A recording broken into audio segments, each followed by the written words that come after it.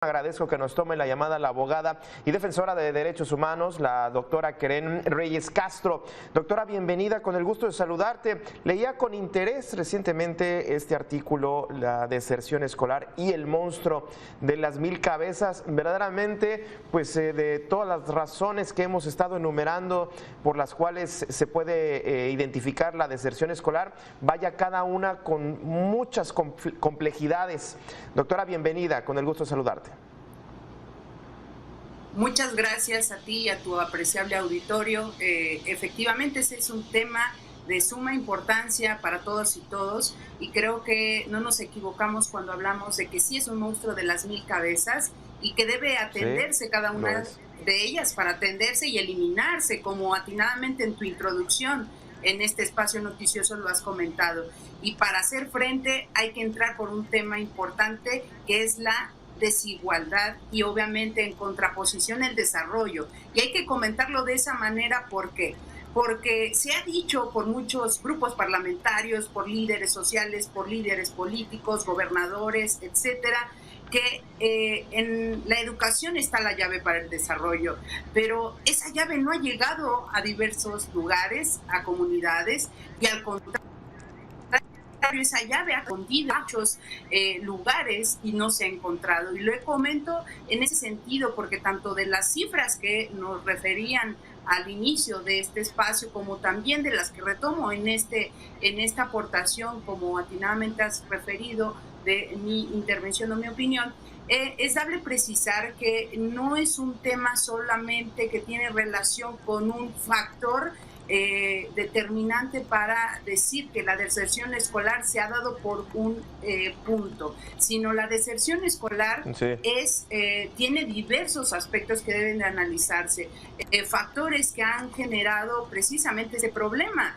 de 1000 cabezas. ¿Por qué? Porque no solamente es el tema económico, es el tema social, y que obviamente implica mucho en esta desigualdad social. Como atinadamente hemos referido, 2019, 2020 y 2021 se dio un fenómeno mundial que implicó que no estábamos como sociedad preparados para hacer frente en diversos sectores: económico, empresarial, social y obviamente educativo. Y eso implicó que nuestras autoridades, nuestras organizaciones en el ámbito educativo tampoco lo estuvieran. Y parte de esa falta de organización, de esperar una pandemia de esta magnitud como lo es el COVID-19, ha implicado que exista también una desigualdad social, como cual obviamente el acceder a espacios, como también el acceder a tecnologías de la información, las TICs, que obviamente no todos tienen esa posibilidad, y como muchos niños, niñas y adolescentes se han enfrentado a decir no, cerrar la puerta a la educación derivado a que la llave de las TICs no la tienen. ¿Por qué? Porque no hay acceso a un teléfono celular, a una computadora, a una televisión. Veíamos muchos casos de padres que decidían vincular a un hijo o a otro a la educación, pero uno tenía que desertar, derivado a que no se podía cubrir con todos los aspectos de la educación que se exigía por parte de pues la actualidad en el tema de la pandemia. Otro de los elementos importantes a considerar también es lo que ha generado el escenario de la pandemia, como es no solamente el aspecto de las TIC, sino el proceso de enseñanza-aprendizaje, las bondades o también las consecuencias y obstáculos de la modalidad virtual.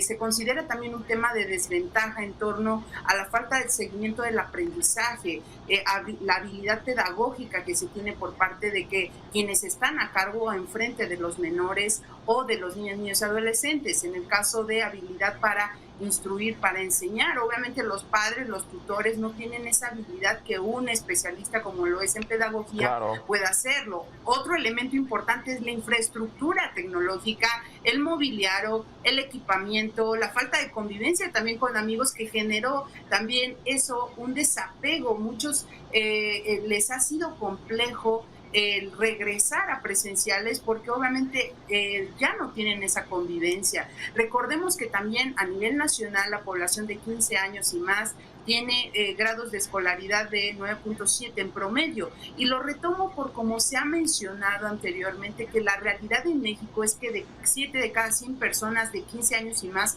no saben leer ni escribir, y eso va implícito a nivel nacional. Cada experiencia estatal nos referirá a datos diversos. Y también traigo a colación temas como la UNICEF. La UNICEF ha puntualizado que uno de los elementos por los cuales se da la deserción escolar es el embarazo que se da en la adolescencia, y obviamente implica que decidan seguir o no con estos estudiar. Estudios.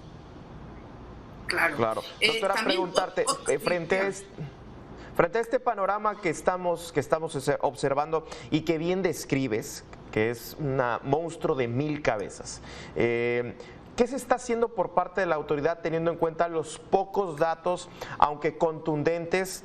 Bien comentas en tu artículo datos del INEGI, este estudio sobre el impacto del COVID en la educación, datos que nos dan un panorama del Coneval, pero ¿qué está haciendo? Porque de pronto veo la discusión, yo no sé qué tan pertinente es en medio de esta deserción escolar empezar a plantear: tenemos que cambiar los contenidos de la educación básica, cambiar los grados.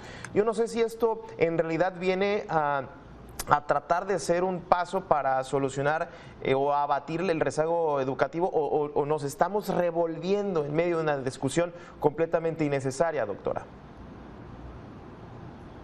Así es, atinadamente, Gabriel Camacho, el comentario que haces es muy, muy importante, porque no hay que confundir las políticas públicas con acciones que quieran ser paliativos de un enorme problema, como es el caso de la deserción escolar. Y es un monstruo de 1000 cabezas, efectivamente, y se debe de atender, porque las autoridades que han hecho al respecto generalmente se han pronunciado desde la Cámara de Senadores y Diputados en torno a que le han solicitado a la SEP Nacional que diga cuáles son las acciones que se han tomado a través de la ejecución de hacer frente a la pandemia, pero también qué acciones por parte de los estados en relación con la SEP Nacional se han logrado ejecutar. Y déjame comentarte que es importante mencionar que la respuesta ha sido muy diversificada, porque solamente se ha pronunciado en torno a la importancia que tiene el debate hacer frente a estos temas, pero en acción solamente se han debatido la modificación a los programas. Ojo, solo se han ubicado, se han hecho cargo de los programas educativos, pero eso no es la respuesta total al problema. El cambiar solamente los programas es un punto, pero la realidad tenemos que atender a todas las cabezas de este monstruo, como lo es el mobiliario, el acceso a las TICs, también el tema del desarrollo, porque no hay que soslayar que es un tema independiente. Va de la mano el desarrollo social con el tema de la cuestión educativa, porque la desigualdad social que persiste en México está estrechamente ligada a problemas sociales, y esto implica que también se deben atender mediciones de desigualdad para, en su caso, emparejar la educación, porque mucho se ha referido que son temas aislados, y no es así. La educación va muy de la mano con la desigualdad social, y esto se retoma como una exigencia constitucional y que se retoma en la Ley General de los Derechos de las Niñas, Niños y Adolescentes, cuando habla del derecho a la prioridad, y uno de esos es la obligación de las autoridades de hacer frente con políticas públicas a la prioridad, que es la educación y los niños. Ya.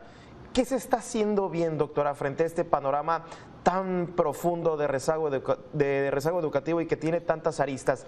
¿Qué se está haciendo bien? No sé si los padres de familia lo están haciendo bien, si son los maestros, si es la SEP, si es la sociedad civil, y si es que lo están haciendo, pero ¿qué están haciendo bien? ¿Qué se está haciendo bien frente a este monstruo? Como también necesitar, no todo es negativo, hay cosas positivas en este tema.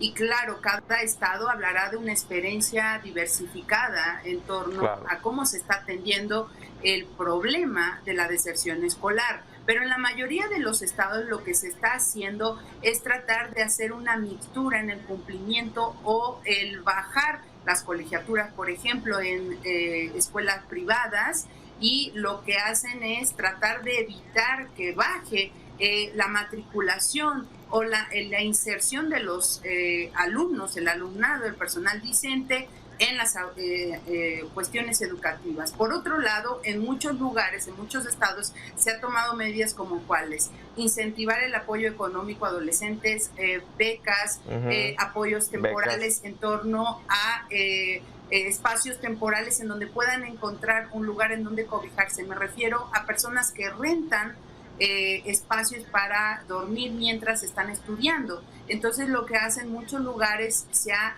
dado una puerta abierta en lugares o espacios públicos para evitar ese costo. Otro tema interesante en algunos estados que también se ha estado haciendo es habilitar las TICs de manera pública, es decir, con independencia de que en algunos lugares hay internet gratuito o red Wi-Fi gratuito, obviamente, o red Wi-Fi, también se han habilitado espacios para que los niños, niñas y adolescentes que tengan actividades escolares puedan acudir sin que eroguen alguna cuestión, algún gasto, y que con ello puedan cumplir las actividades escolares. Entonces, eso me parece importante en la ejecución, ¿no?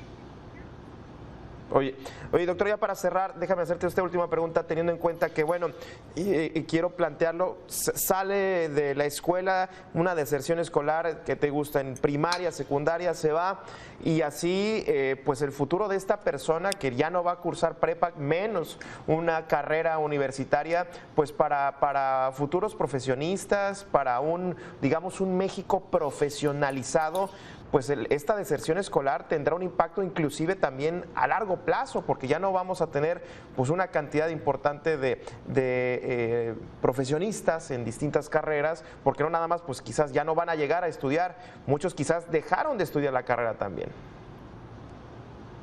Claro, hablas de un temazo, digo yo, que es la profesionalización de nuestras personas, de la sociedad en México. No, porque se ha establecido que la mayoría se queda en primaria, secundaria, y no damos ese brinco. ¿Por qué? Por falta de oportunidades, por falta del desarrollo, y eso implica también en que las personas que hayan mirado hacia un posgrado, que hayan mirado hacia una licenciatura, digan no. ¿Por qué? Por una cuestión económica primordialmente, porque implica gastos, implica acudir a mejores oportunidades, pero también implica ciertas apuestas, y me refiero a apuestas de los gobiernos, apuestas personales en torno a dar, a invertir, y eso implica también gastos que no se tienen.